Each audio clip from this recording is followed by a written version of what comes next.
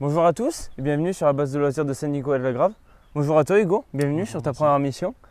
Donc aujourd'hui nous sommes en immersion sur la base de loisirs de Saint-Nicolas-de-la-Grave. Qu'est-ce qu'on va faire aujourd'hui Hugo? Alors aujourd'hui nous allons interviewer deux jeunes du stage de zone sud-ouest d'Aveyron et un élu local. Donc je nous laisse nous suivre aujourd'hui en immersion sur la base de loisirs. A tout de suite.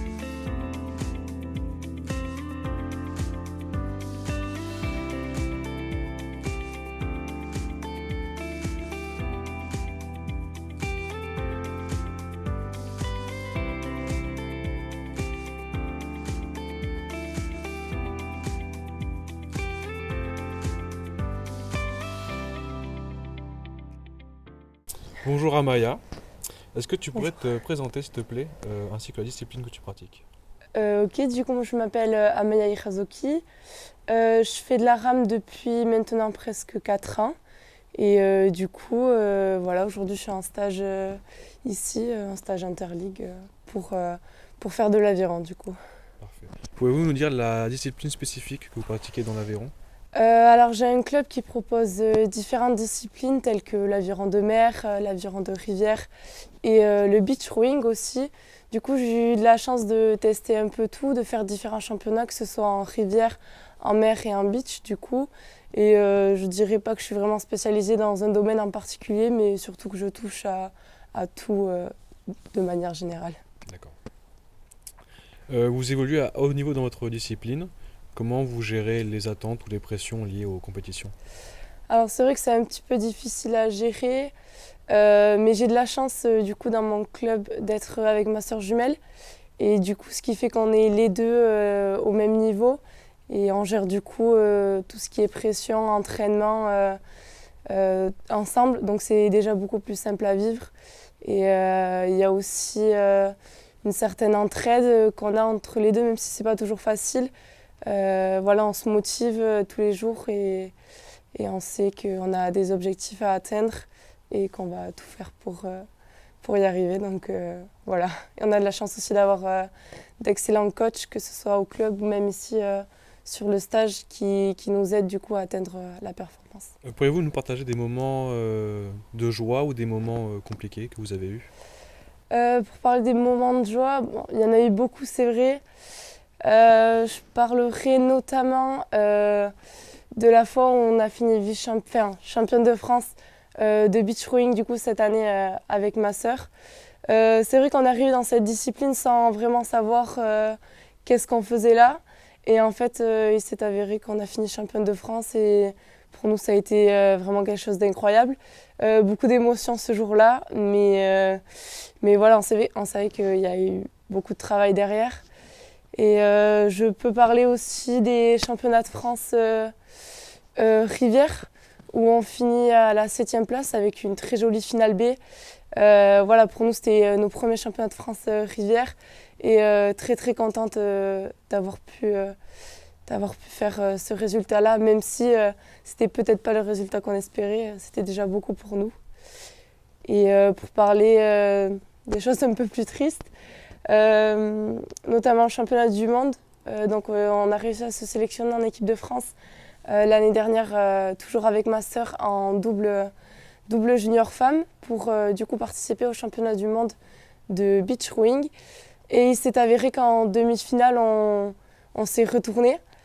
Et donc on est passé à rien de ce podium-là. Et donc évidemment, beaucoup de tristesse, parce qu'il y avait eu énormément de travail tout cet été, énormément de sacrifices pour atteindre ce niveau-là et avoir du coup peut-être une chance de monter sur ce podium-là.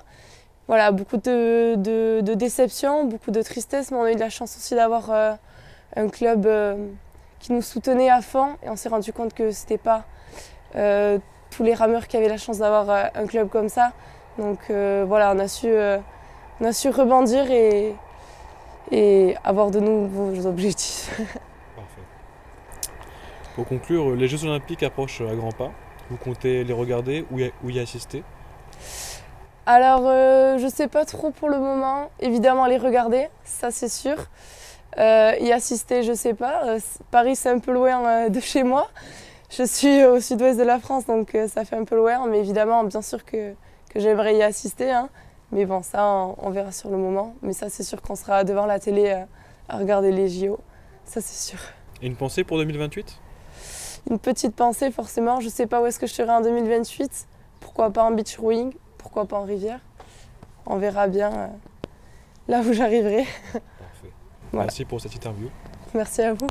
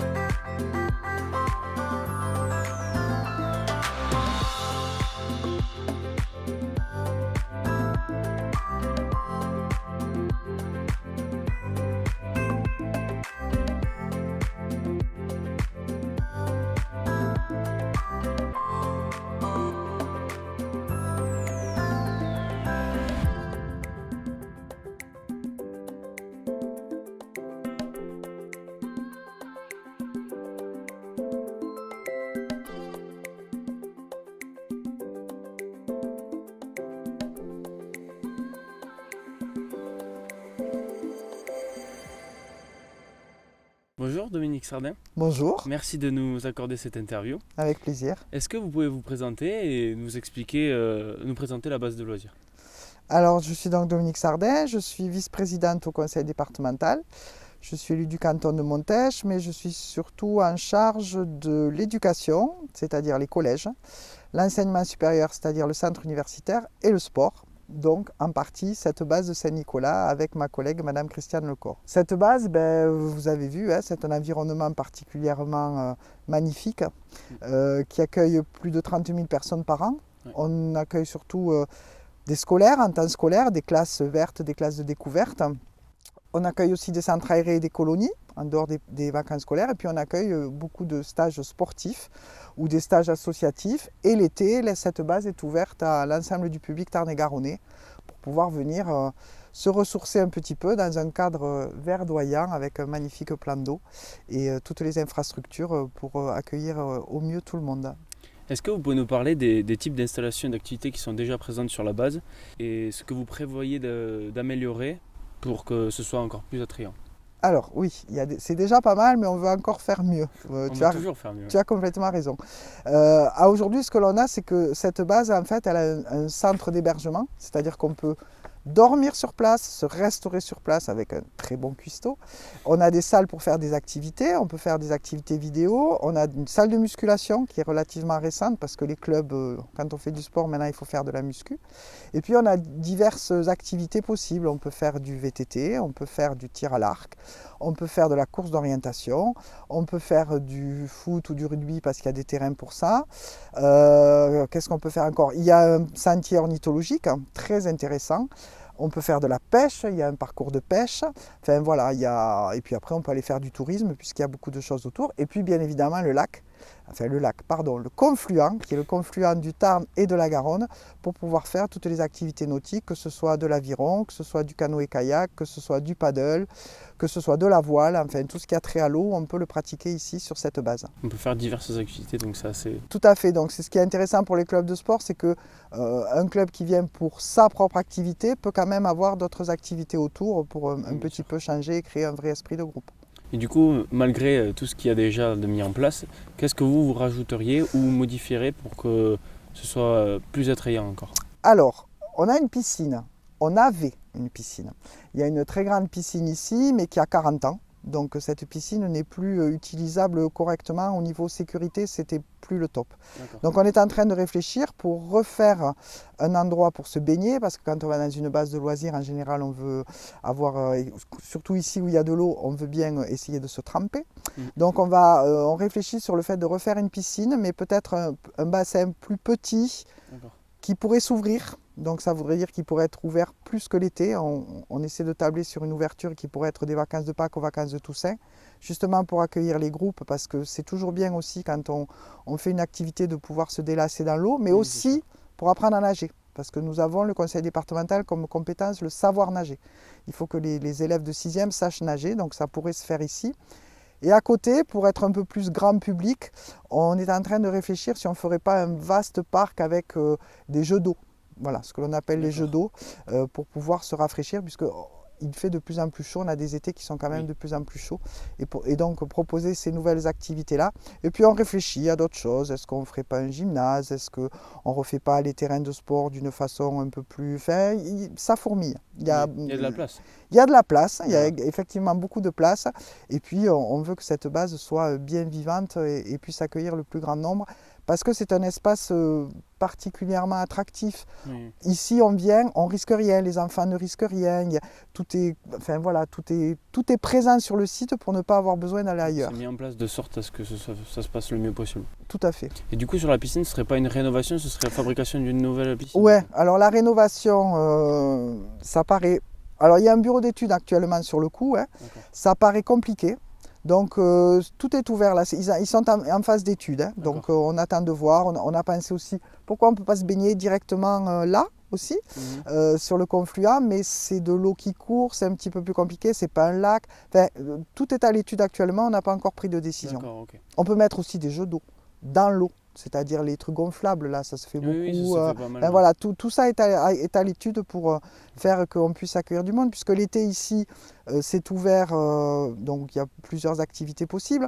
Il y a un petit resto aussi d'extérieur avec des soirées tous les jeudis soirs, il y a des soirées différentes, il y a du karaoké, il y a du cinéma en plein air, enfin, c'est vraiment un lieu qui est ouvert au plus grand nombre. D'accord.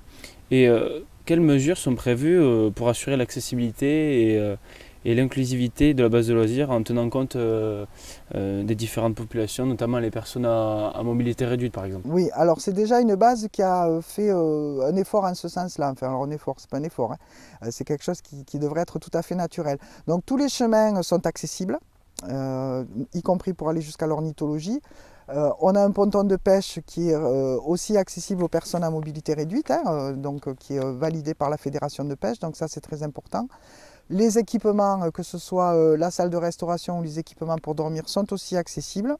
Donc bien sûr, on va continuer à y travailler dessus parce qu'avec on a un programme pour, au fur et à mesure, adapter toutes les animations aux personnes à mobilité réduite et pas que, parce que l'accessibilité, c'est pas que les personnes à mobilité réduite, c'est aussi pour les personnes qui ne voient pas bien ou qui n'entendent pas bien. Donc on est en train de travailler sur un plan global pour encore améliorer cette accessibilité. Oui, parce qu'on parlait des activités qu'on peut rajouter ou modifier pour qu'il y ait plus d'attractions autour de la base, mais c'est aussi le fait de pouvoir s'améliorer sur l'accessibilité, faire venir plus de personnes et pouvoir s'ouvrir à tout public, quoi, que Absolument. ce soit pas un frein. Non, il ne faut absolument pas que ce soit un frein. Aujourd'hui, ça n'en est pas un. Depuis le parking, on peut accéder en fauteuil, si on ne parle que de ça, jusqu'au bord de l'eau, jusqu'au ponton de pêche, jusqu'aux endroits de restauration, etc. Mais l'idée, c'est de pouvoir faire encore mieux. D'accord. Donc nous, on fait la promotion des Jeux Olympiques et Paralympiques. Oui. Donc les Jeux approchent à grands pas. La base de loisirs est disponible pour les délégations Oui. Qui souhaitent l'utiliser comme camp d'entraînement pour la préparation de ces Jeux. Donc. Comment pourriez-vous convaincre les différentes délégations de venir se préparer ici et quelles sont les dispositions que vous prévoyez pour les accueillir? Donc on a parlé de l'hébergement, donc le matériel, les infrastructures. Alors ici, la base a été labellisée comme pouvant être une base d'accueil pour des délégations qui participeraient aux Jeux Olympiques en aviron, en canoë-kayak et en para-aviron, para-canoë-kayak. Puisque effectivement le plan d'eau s'y prête complètement. L'aménagement des salles de restauration était déjà OK. Au niveau de l'hébergement, des choses ont été bien améliorées. Puisqu'on a mis des lits un petit peu plus grands, parce qu'on sait que les rameurs, ce sont quand même des athlètes qui sont en général un peu grands. Donc tout ceci a été amélioré. La salle de musculation est opérationnelle. Il y a une très belle salle de musculation avec une vue sur le plan d'eau. C'est assez phénoménal de faire de la musculation dans cette salle-là, effectivement. Et donc nous, on est prêts à répondre à toutes les sollicitations. C'est-à-dire que l'avantage ici, il y a une équipe avec des agents du conseil départemental qui sont vraiment au top, très investis, et qui sont prêts à écouter toutes les revendications, toutes les doléances et à se mettre aux petits soins des équipes qui voudraient venir. Et le plan d'eau est particulièrement attractif pour l'aviron et le canoë pour faire une préparation olympique. C'est un plan d'eau qui est vaste, qui est au confluent, donc, mais où l'eau aujourd'hui par exemple est très plate, mais des fois il peut y avoir des petites vagues. On sait que quand il y a des compétitions aux Jeux Olympiques, ça peut être des bassins un peu houleux aussi. Je me rappelle très bien des Jeux Olympiques quand c'était en Grèce. Donc il y a vraiment tout ce qu'il faut pour pouvoir préparer sereinement en ce qui concerne l'aviron et le canoë-kayak, que ce soit en paralympique ou en valide. Il y a tout ce qu'il faut pour accueillir. Donc nous, on aimerait bien qu'il y ait des délégations qui viennent ici et on saura répondre à toutes leurs attentes. Après, s'il y a d'autres délégations qui veulent venir, ils peuvent aussi, mais on est moins équipés. Par exemple, si on devait recevoir du basket, on n'a pas de terrain de basket. Pour l'instant, on n'a pas ça. Mais sur l'aviron et le canoë-kayak, on est vraiment très bien placé. On n'est pas très loin de Toulouse. On n'est pas très loin de Montauban. Montauban est aussi labellisé et il y a un club d'aviron à Montauban. Donc ça veut dire qu'on peut ramer un peu ici, aller ramer un peu sur le Tarn à Montauban, faire des rencontres entre différents athlètes. Ça peut être très intéressant. Et il y a déjà sans indiscrétion, hein, bien sûr, il y a déjà Il y a quelques pistes. Il y a quelques pistes. Oui. Okay. En tout cas, c'est tout ce qu'on souhaite à la base. Hein, oui, ce serait vraiment une très bonne chose. Et au-delà de ça, ça nous permettrait, si nous avons des délégations qui viennent ici, moi ce que je souhaite aussi, c'est faire venir des collégiens. Puisque nous avons aussi de l'UNSS sur le département, du sport scolaire et universitaire, mais surtout le sport scolaire. Et moi, mon objectif, c'est de faire en sorte que les enfants qui font du sport, les élèves qui font du sport, eh bien, on les fasse baigner dans cette atmosphère-là. S'il y avait des champions qui viennent, eh bien, ça serait très bien. On va avoir une opération bientôt avec les judokas sur Montauban, où on va mener les élèves, voilà l'itinéraire des champions, avec les élèves, les collégiens qui vont venir. Et puis on va essayer de faire quelque chose autour de la flamme olympique. On a déjà eu ici un gros cross avec les drapeaux olympiques. Enfin voilà, on essaie de faire des animations pour que nos scolaires se sentent bien impliqués dans les Jeux Olympiques et notamment sur cette base de Saint-Nicolas. En tout cas, c'est tout ce qu'on souhaite à la base. C'est tout ce qu'on vous souhaite, Dominique. Merci de nous avoir accordé cette interview. Et tout le meilleur pour la suite et d'abord pour les Jeux. Merci infiniment. Merci beaucoup. Merci.